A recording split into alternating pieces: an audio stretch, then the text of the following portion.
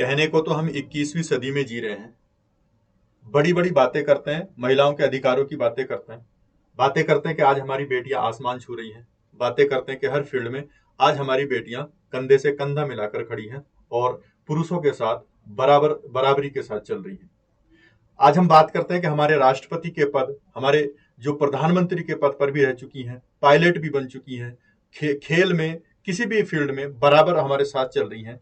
ये हम चाहे कितने भी झंडे गाड़ते रहें कि हमने इतनी उपलब्धि हासिल हासिल कर ली है अपनी महिलाओं को, अपनी बेटियों को हक देकर, लेकिन आज भी ये ऐसी खबरें हमारे समाज में नासूर बनती रहती हैं, हमारे समाज को झिझोड़ती रहती हैं। ऐसी कई खबरें हैं, हमारा समाज आज भी उनसे लड़ रहा है और इससे आगे नहीं निकल पाया। इसी तरह की एक बदतरीन खबर है, कह सकते हैं आप, एक बदतरीन प्रथा है जो हमारे ही देश के एक हिस्से में चलती है, जिसका नाम है नातरा झगड़ा प्रथा। ये नातरा झगड़ा प्रथा वो प्रथा है जिसमें बाप को अपनी बेटी का सौदा करना पड़ता है, उसकी बोली लगानी पड़ती है। बिल्कुल आपने सही सुना है। जैसे आप जानवरों के बाजार में जाते हैं, जैसे जानवरों को बेचा जाता है बोलियां लगाकर, उस तरह से यहाँ पर लड़कियों को और नाबालिग लड़कियों को बेचा जाता है और मजबूर होता है एक पिता अपनी बेटी की बोली लगाने पर या उसको सेल करने पर। ये मध्य प्रदेश के कुछ एरियाज में ऐसा होता है, कहीं कहीं ऐसा राजस्थान में भी इस तरह का कई कई जगह पर होता है। तो इस सब पर हम चर्चा करेंगे। आजाद भारत की सबसे दुर्लभ कुप्रथा है, पिता ही करता है अपनी बेटी का सौदा। ये न्यूज़पेपर में आई हुई खबर है, मैं आपको इसके बारे में बताऊंगा और किस तरह से हमारे कानून ने महिलाओं को अधिकार दिए हैं उस पर भी बात करेंगे। तब से उससे पहले मैं आपको बता देता हूं, अनअकैडमी आपके लिए सब्सक्रिप्शन प्लान लाया है 24,999 रुपए में। 16 नवंबर को ये एंड हो जाएगा जो प्लान है। इसमें आपको पता ही है प्लस कोर्स से 70 से ज्यादा सिलेक्शन अनअकैडमी ने दिए हैं और जीएससी सेट वगैरह इसमें सब मिल जाएगा। और जो अनअकैडमी के अनलिमिटेड एक्सेस है कोर्सेज का, वो आपको इसमें मिलेगा। पीपीटी पीडीएफ मिल जाएगी, आंसर राइटिंग वगैरह, 1-to-1 मेंटरशिप भी आपको मिलेगी। तो इसको जल्दी से अवेल करिए टाइम निकलने से पहले। और इसको अवेल करने के लिए आपको कोड यूज करना पड़ेगा PAUPSC। PAUPSC अगर आप ये कोड इस्तेमाल करते हैं तो एक्स्ट्रा डिस्काउंट भी आपको इसमें मिल जाएगा। तो इस कोड को जरूर इस्तेमाल करें, PAUPSC। मध्य प्रदेश में बहु बेटियों की मंडी क्या है? झगड़ा नाथा प्रथा जिसमें औरतों की जिंदगी बना दी है नरक। ये सब क्या है? आपके न्यूज़पेपर में आई हुई न्यूज है। द हिंदू ने भी इसको कवर किया था। Sale of under age girls, under age जो गर्ल्स हैं उनकी सेल की जाती है, उनको बाकायदा मंडी में बेचा जाता है। ये कहानी क्या है? मध्य प्रदेश का ये राजगढ़ जिला है, वहां पर एक कुप्रथा चलती है, झगड़ा नाथरा प्रथा इसको बोलते हैं। नाथरा झगड़ा भी बोलते हैं, नाथरा भी बोल देते हैं, तो अलग अलग नाम इसके हैं। इसमें क्या होता है, बहुत कम उम्र में अपनी बेटियों की शादी कर देते हैं पिता, या वहां पर जो समाज है वो उनकी बहुत कम उम्र में लड़कियों की शादी कर दी जाती है। अब जो उसका हस्बैंड है वो उसको कभी भी छोड़ देता है, बिना तलाक दिए छोड़ देगा। बच्चे भी उसके साथ पैदा हो जाएंगे तो उन बच्चों को भी छोड़ सकता है वो। और छोड़ने के बाद जब उसको छोड़ता है तो उसके पापा से, यानी कि लड़की के बाप से पैसों की डिमांड की जाती है। और 2-4 हजार की नहीं है, 10 लाख से 20 लाख रुपए तक, 10 लाख से 20 लाख रुपए तक की डिमांड की जाती है। और इस डिमांड को पूरा करने के लिए, यानी कि उस लड़की के पहले पति की डिमांड को पूरा करने के लिए, पैसों की डिमांड को पूरा करने के लिए उस लड़की को दूसरे किसी व्यक्ति को बेचा जाता है। हो सकता है उस टाइम पर लड़की की उम्र 15 साल ही रही हो, 16 साल ही रही हो, उसके पास 1-2 बच्चे भी हो सकते हैं क्योंकि इतनी कम उम्र में शादी हो गई थी। तो 1-2 बच्चे के साथ ये 15-16 साल की लड़की को बेचा जाता है। किसके लिए? 50-60 साल का व्यक्ति भी हो सकता है, वो 40 का, 50 का, 60 साल का, कितना भी व्यक्ति हो सकता है, उसको बेचा जाता है क्योंकि पहले वाले हस्बैंड को 20 लाख रुपए देने। अगर इसको 10 या 20 लाख रुपए जो उसकी डिमांड है वो नहीं दे पाए तो उस लड़की के बाप के खेतों में आग लगा दी जाती है, उसके घर में आग लगा दी जाती है, उनको मारा पीटा जाता है, बहुत सारी उसके साथ वो की जाती है। तो ये सारी प्रथा है वहां की। तो एमपी का एक एरिया है राजगढ़, वहां सबसे पहले तो जो लड़की है, नारी है, उसका बाल विवाह करते थे। फिर जब बाल विवाह करते हैं उसका शारीरिक शोषण होता है। अभी मैं रिपोर्ट दिखाऊंगा, बहुत सारी महिलाओं ने कहा है कि मुझे जली हुई लकड़ियों से मारता था, लोहे की जली हुई जो लोहे की गर्म रोड होती है उससे मेरे पैर पे उसने दागा है कई बार, उसके जो पुराना हस्बैंड था। तो इस तरह से, और फिर उसको ये सारी चीजें करके उसके बच्चे भी पैदा हो जाते हैं जो 1-2, तो उनको भी छोड़ देता है उसी के साथ। तो वो उसको बच्चों को पालने के लिए फिर मजदूरी वगैरह करती है, बहुत सारे मतलब उनके साथ ज्यादती की जाती है। जो लड़की का पति है वो लाखों रुपए के लालच में लड़की से तलाक चाहता है और उसके एवज में लड़की के घर वालों से लाखों रुपए की डिमांड की जाती है। उसे पता है मुझे पैसे मिलेंगे। कई बार क्या होता है, जैसे सपोज करो 8-10 साल की लड़की की शादी हो गई किसी से, जिससे उसकी शादी हुई है उससे बच्चे भी होंगे, कुछ और भी वो परेशान करेगा, फिर उसको पैसे की जरूरत होगी। जो हस्बैंड है पहले वाला, वो पैसों के लालच में उसको छोड़ देता है कि अगर मैं इसको तलाक दे दूंगा तो मुझे पैसा मिलेगा 10-20 लाख रुपए। वो कौन देगा? उसका लड़की का बाप। अगर नहीं देता तो उसको सताया जाता है और बाकायदा फिर क्या होता है, पंचायत लगती है।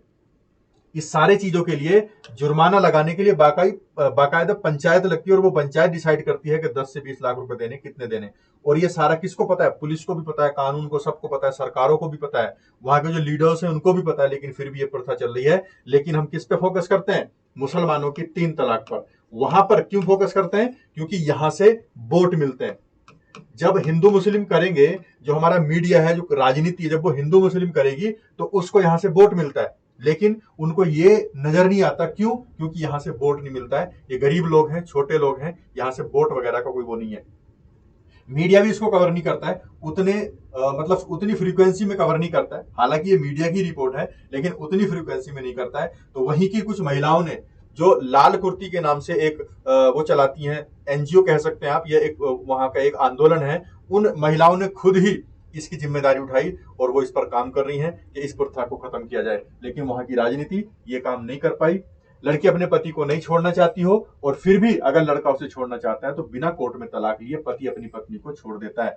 सपोज करो पहली शादी है, पहला पति है, वो पति उसको छोड़ना चाहता है, लेकिन लड़की नहीं चाहती कि उसको तलाक मिले या वो अलग हो, लेकिन फिर भी पति छोड़ देता है, उसका हस्बैंड फिर भी उसको छोड़ देता है। और जब छोड़ता है तो 10 से 20 लाख रुपए की डिमांड करता है।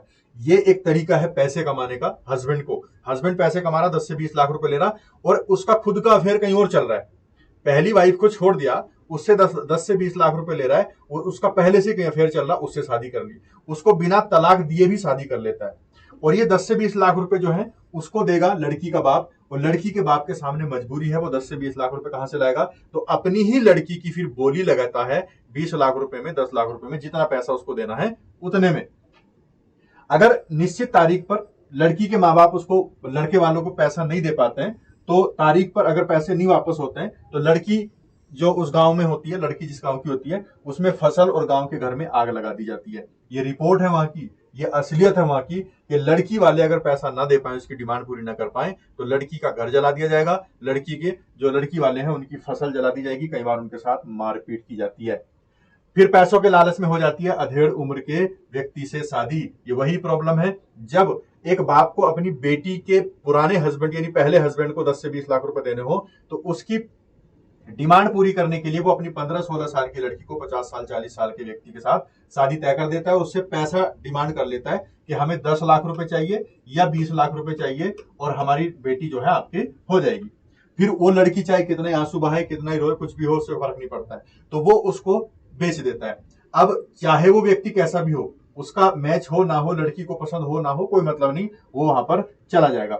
कुछ लोग हैं 2019 से, जो हेमलता है, ये मतलब इसके खिलाफ लड़ाई लड़ रही हैं, खुद भी ये प्रताड़ित हुई थी और इनके पुराने हस्बैंड ने 9 लाख रुपए इनसे मांगे थे। तो बहुत सारी जो महिलाएं हैं वो इसके खिलाफ खड़ी हुई हैं, लेकिन वो महिलाएं ही हैं जो खड़ी हो रही हैं, कोई सरकारी लेवल पर इस पे काम नहीं होता है। तो पहले पति को दिया जाता है पैसा, दूसरे हस्बैंड से पैसा लेके पहले वाले को दिया जाता है। तो 10 से 20 लाख रुपए की मांग है। मोहित तंवर है वहां के, उन्होंने बताया कि उनके समाज में पति अपनी पत्नी को जब चाहे छोड़ देता है और लड़की घर वालों से 10 से 20 लाख रुपए ली जाते हैं।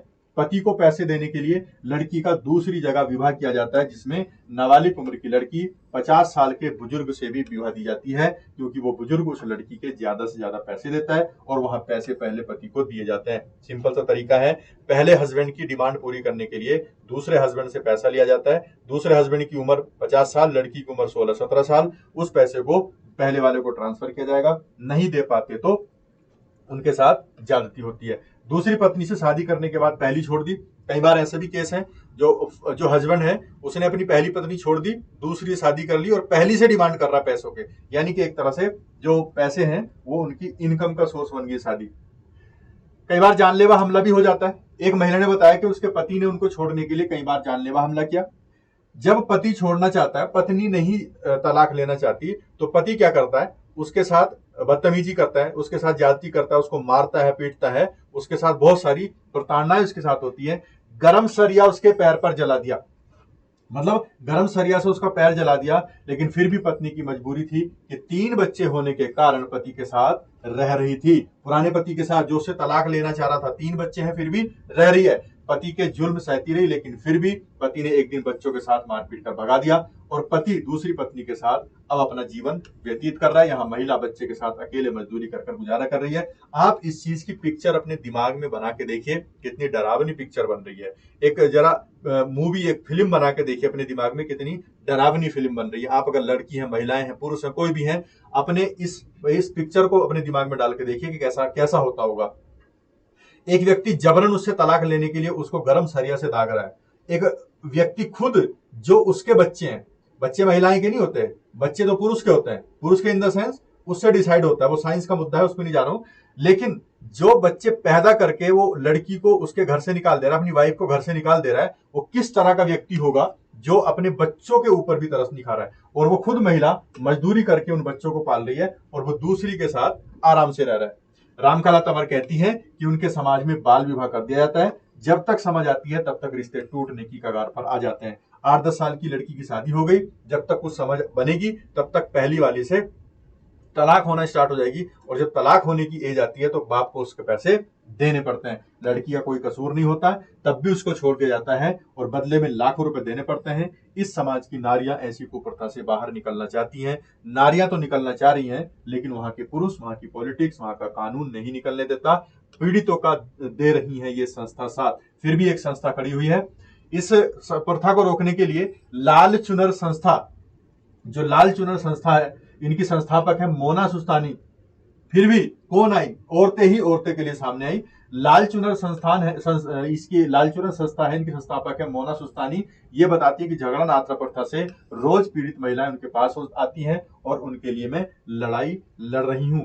ये विधायक साहब है वहां के कांग्रेस के, बापू सिंह तंवर। इन्होंने भी कई बार वादे किए हैं कि हम इस प्रथा को बंद करेंगे। आप वही है कि वोट दीजिए, हम बंद करेंगे, हम इसको खत्म कर देंगे, लेकिन आज भी वहां पर ऐसा कुछ नहीं हुआ है। बाप और ससुराल वाले लगा देते हैं बोली।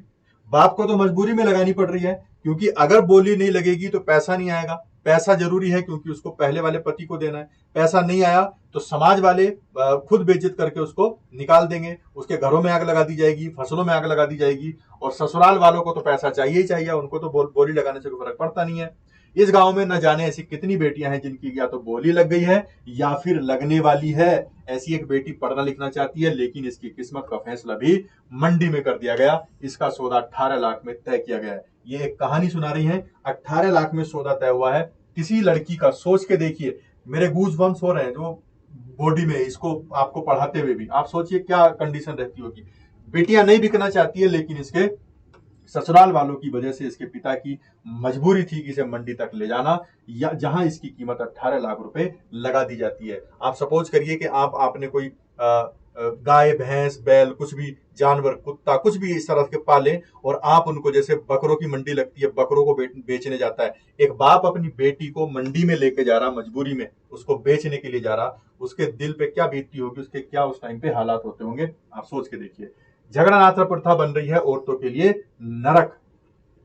आखिर ये प्रथा क्या है, यहाँ ऐसा क्यों हो रहा है, ये मैंने आपको बता ही दिया। तलाक के लिए लड़की के पिता को ससुराल वालों को मोटी रकम देनी पड़ती है, और ये सब क्या हो रहा है, खुलेआम हो रहा है, पुलिस प्रशासन के सामने हो रहा है। इसके खिलाफ कोई ठोस कदम नहीं है। जितने भी पॉलिटिशियन हैं, पुलिस प्रशासन है, जो समाज के नाम पर एसपी आदित्य मिश्रा ने भगवान हनुमान की प्रतिमा के सामने, ये खबर आई थी, ये इतनी घिनौनी खबर है। ये एसपी भाई साहब हैं, आदित्य मिश्रा थे उस टाइम पर।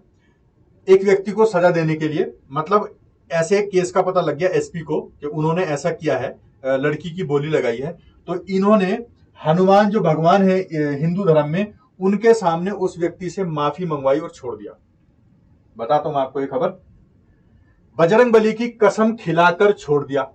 ह्यूमन ट्रैफिकिंग के नाम पर जिस शख्स को सलाखों के पीछे होना चाहिए था, उसे बजरंगबली की कसम खिलवाकर छोड़ दिया गया। पुलिस प्रशासन के साथ साथ इन प्रथाओं के बारे में पॉलिटिशियन भी जानते हैं। सोचिए आप, ये वही पॉलिटिशियन है जो 3 तलाक पे अपनी छाती फाड़ते फिरते रहते हैं। ये वही पॉलिटिशियन है कि हम ये कर देंगे, हम महिलाओं के ये हैं, हम महिलाओं के मामा हैं, हम वो हैं। ये वही पॉलिटिशियन है। इन प्रशासन को भी पूरा पता है, ह्यूमन ट्रैफिकिंग के नाम पे सारा कुछ, इनको सब कुछ पता होने के बाद भी ये चल रहा है। और जो वहां के एसपी साहब है, उन्होंने क्या बोला है कि बजरंग बली की कसम खा लो, आगे से नहीं करोगे, और छोड़ दिया। ये हमारे कानून का सिस्टम। क्या सो रही है एमपी सरकार? पूरा मामला पूरी सरकार को पता है, एसपी तक मामला पता है, लेकिन फिर भी क्या हो रहा है।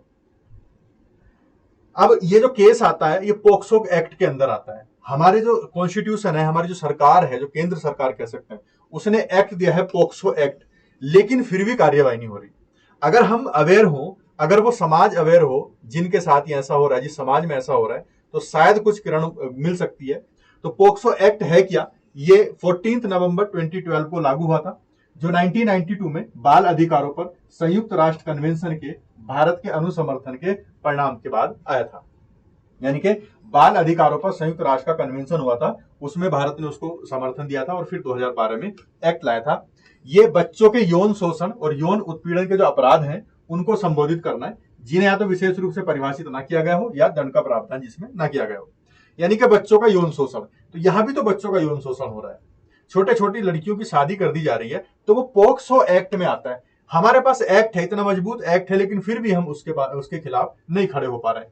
यह अधिनियम 18 साल के कम उम्र के जो व्यक्ति है, उसको वो बच्चा यानी कि चिल्ड्रन घोषित करता है।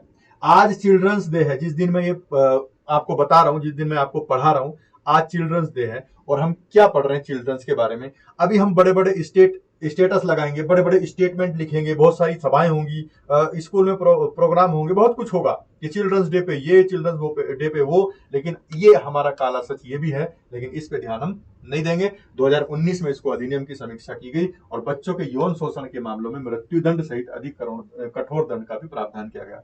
अगर बच्चों का शोषण किया जाएगा तो उसको डेथ पेनल्टी होगी, मृत्युदंड दिया जाएगा। लेकिन यहाँ क्या हो रहा है, प्रशासन को भी पता है, शासन को भी पता है, मृत्युदंड तो दूर की बात है, बजरंग बली के सामने कसम खिला के छोड़ दिया जा रहा है। भारत सरकार ने पोक्सो नियम 2020 को भी फिर बाद में लाया। क्या कहता है 20? नो, जो उसका नियम था उसमें विशेष अदालत को एफआईआर दर्ज होने के बाद बच्चे के लिए राहत या पुनर्वास से संबंधित जरूरतों के लिए अंतरिम मुआवजे का आदेश देने की अनुमति देता है। पोक्सो एक्ट 2020 आया। अगर आपके सामने ऐसा कोई एक्ट आता है, आप उसको मुआवजा दीजिए। इस एक्ट के तहत ये परमिशन देता है, उसका संरक्षण कीजिए। लेकिन क्या हो रहा है? कोई भी नहीं हो रहा। यहाँ तो बाप को बेटी बेचनी पड़ रही है।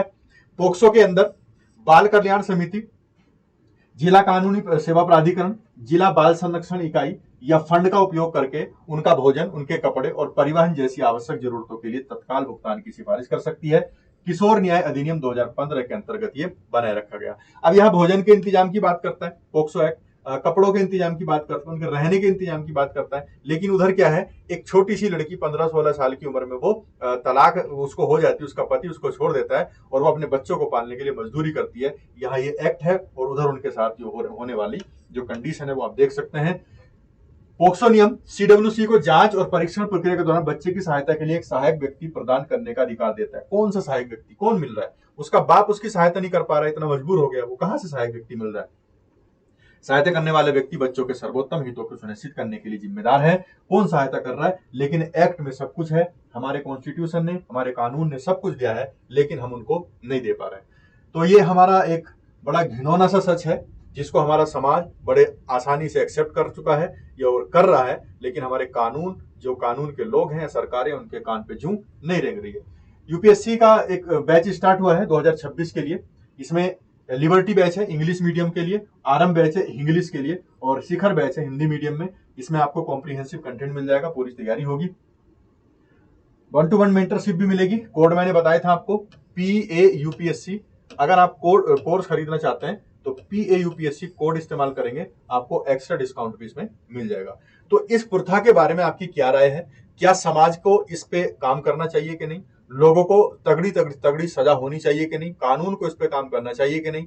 क्या वोट का मुद्दा क्यों नहीं बनता है एमपी में? कभी इलेक्शन में ये मुद्दा बना है? हमेशा कैसे मुद्दे बनेंगे? हिंदू मुस्लिम के मुद्दे बनेंगे, आपको लड़ाने को, हमें लड़ाने के लिए मुद्दे बनेंगे, आपस में जनता को लड़ाने के लिए मुद्दे बनेंगे। लेकिन इस तरह के मुद्दे क्यों नहीं बनते हैं? अगर आप एमपी से हैं तो इस बात पर बिल्कुल ध्यान दें। बाकी पूरे देश से ही हैं तो इस पर ध्यान दें और अपनी राय कमेंट सेक्शन में जरूर देना, ताकि मुझे भी पता लगे कि आप लोगों की क्या सोच है। आज के लिए इतने रखते हैं। उम्मीद आपको सेशन अच्छा लगा होगा। फिर मिलेंगे नेक्स्ट सेशन में, तब तक के लिए बाय। Thanks for watching.